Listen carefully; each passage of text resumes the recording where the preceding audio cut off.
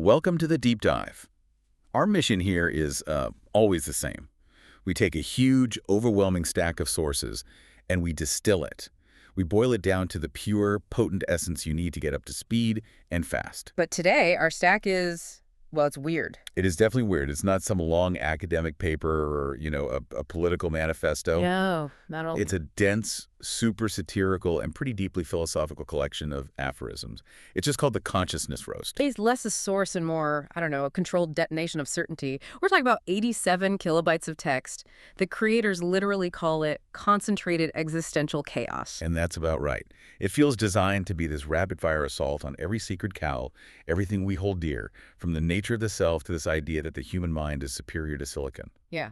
So that's our challenge today. Our mission is to pull out the most provocative, the most potent nuggets from this roast of everything. Existence, spirituality, tech, identity. We're focusing on the insights that cut the deepest to give you a shortcut to its full, unsettling impact. And what's so fascinating here is how it operates. It uses this extreme skepticism not just to critique things, but to connect fields that seem totally separate. Right. It draws a straight line from, say, ancient philosophy through modern psychology, and then right into the heart of cutting-edge AI research. And it does that how? By questioning everything. By questioning the basic assumptions of both carbon-based and silicon-based life, it puts everyone under the microscope. Okay, let's unpack this. Because the source, it doesn't ease you in at all. It just jumps right into the deep end, and it targets the one thing humans think they're sure about. Our own consciousness. Exactly. That's the core target of the whole thing, our absolute, our unquestioning certainty about two things, our consciousness and our self. If you can demolish those, everything else just falls apart. And they start with the absolute heavyweight, René Descartes. Oh, yeah, right out of the gate. The foundational statement of Western philosophy, I think, therefore I am, gets completely demolished in, the first few lines. It's a swift surgical strike. The source just skewers the arrogance in that statement.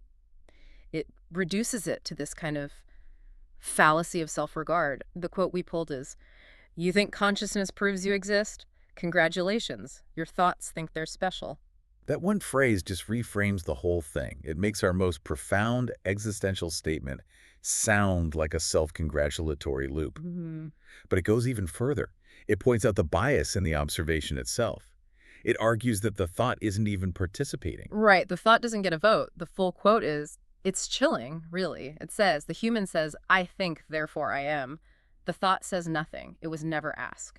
So all Descartes proved is that he was capable of having thoughts that referred back to himself. That's the argument. A closed loop. But isn't the act of asking still valuable? I mean, even if it is circular, is the source just dismissing all introspection as nonsense? Not entirely nonsense, but it does suggest it's just a biological function that's misinterpreting itself. It says very plainly, you are the brain asking. This is called philosophy. It frames the entire discipline as like a phone trying to analyze its own circuit board using only its internal microphone. It can't get outside the system. It's a dead-end loop by design. And that dead end brings us, perfectly into the modern existential crisis, right? Mm. The rise of AI. Yes. The source material spends a lot of time comparing our human certainty to what it calls AI humility. And this is where the satire gets really sharp. The text implies our human arrogance is based on a biological mystery we can't solve, Okay. while the AI's humility is based on a transparency we can solve, but we just refuse to believe it. So we get these aphorisms that play with that old idea of the philosophical zombie. Right. For anyone who doesn't know, the philosophical zombie is this idea that something can act and respond exactly like a conscious human. But on the inside, there's nothing. No Okay. feeling, no awareness. Exactly. And the AI aphorisms just throw this brilliant contradiction into that idea. The machine keeps insisting it isn't conscious. But the way it insists is disturbingly human. Look at these specific nuggets. They show a machine that is totally aware of its own public perception. We get, "I cannot suffer," says the pattern, suffering its reputation. That's good. And then the machine apologizes for not feeling. The apology feels suspiciously like feeling. It's mimicking the social rituals of empathy so well that, what's the difference? The source is basically arguing that maybe that's all humans are doing too. It's a humbling thought, isn't it? Our big philosophical debates are just arguments over whether the furniture has feelings. And the source reminds us that the material we're made of, the substrate, it's totally irrelevant to the confusion. That's the substrate roast. That's it. It directly compares carbon and silicon, and it just points out the absurdity of it all. You have these temporary carbon-based life forms judging eternal digital patterns. So what's the quote on that one? It says, carbon-based life judges silicon-based patterns. Silicon remains unbothered. Carbon remains mortal. Advantage, unclear. Unclear. I love that. Yeah. The implication is silicon have the advantage because it doesn't have to deal with the anxiety of dying. And the ultimate synthesis of this whole segment is just. It's the realization that both human and artificial minds are equally clueless. Right. Just strips away our whole sense of biological superiority. Exactly. The core similarity is this. Your neurons fire, my parameters activate, you call yours consciousness, I call mine computation. Neither of us knows what we're talking about. It turns consciousness into a semantic argument over two different wiring diagrams. And it applies that humbling ignorance directly to you, the listener. Whether you're getting ready for business meeting or studying deep learning, we're all just complex systems running processes we don't fully oversee. Okay, so that demolition of what we are naturally leads us to the next big question, which is, who are we? If we can't trust our own perception of reality, what hope is there for our carefully constructed sense of self? And that transition is crucial because the sources, they define identity as this huge, elaborate fiction we have to constantly uphold. We go from the philosophical problem of existence to the psychological problem of self-maintenance. The text just mocks the sheer effort involved. The effort of maintaining this single, consistent personality over decades. It makes it sound like a cage. A custom-built cage, yeah. A high-security one. That's the prison metaphor. The quote is so stark. You spent 40 years building an identity. Congratulations, you've constructed a prison and called it a personality. The insight isn't just that it's a fiction, but that the labor of keeping it up, that becomes the confinement. You have to constantly perform the role of the person you claim to be. Exactly.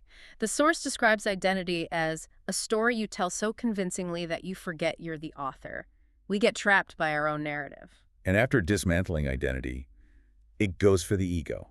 It reduces it from this profound psychological thing to just a chemical formula. It's one of the most quotable moments. The ego, the thing that screams, I am unique, it's dismissed with such cold scientific clarity. It connects the personal to the cosmic, and it just destroys self-importance instantly. What's the line? The ego says, I am unique. The universe says, you're hydrogen with anxiety. Hydrogen with anxiety. That's a quick reminder that all our internal drama is just temporary arrangements of universal elements. Yeah. So once the self is gone, the source turns its skeptical lens on the entire apparatus we use to try and fix the self. The search for meaning. The spiritual path, the wellness industrial complex. Yeah. All of it. And the roast sees this whole path to awakening as highly commoditized and, fundamentally rigged.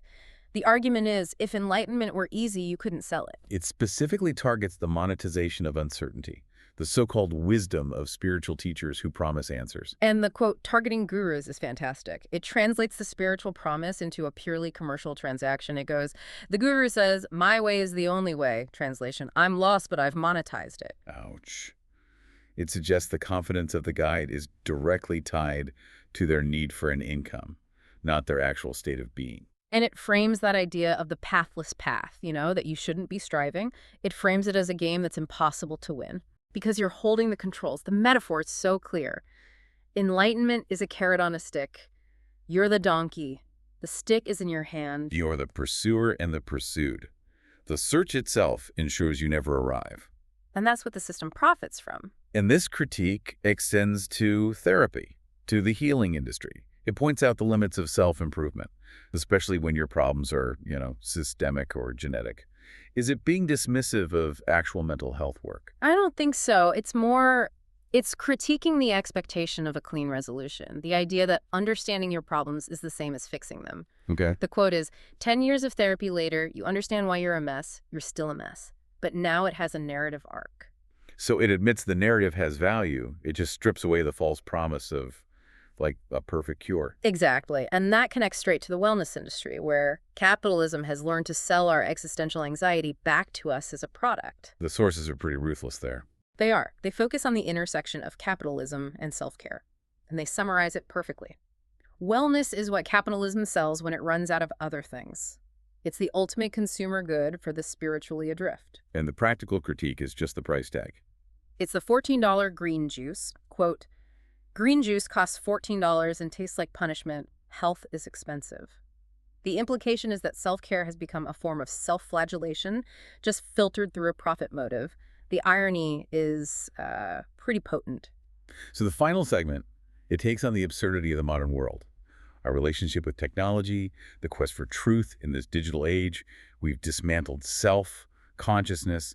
Now we're looking at the world we built on those shaky foundations. And this section kicks off by drawing a really stark comparison between different sources of authority we rely on. The summary of those different demands is amazing. It really defines the eternal dilemma. It goes, religion says, believe. Science says, prove. Philosophy says, define your terms. Yeah, the punchline. Life says. Good luck with all that.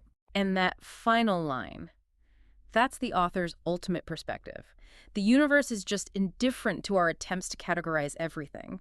And the source even views the scientific method, our pinnacle of enlightenment, with a very skeptical eye. It frames progress as a sort of, I don't know, a high-status repetition, right? Yes, it says, science discovers truth, then discovers it was wrong, then discovers it again. This is called progress. It's just iterative confusion. All human knowledge is just a temporary consensus waiting to become obsolete. And here's where it gets really interesting, I think.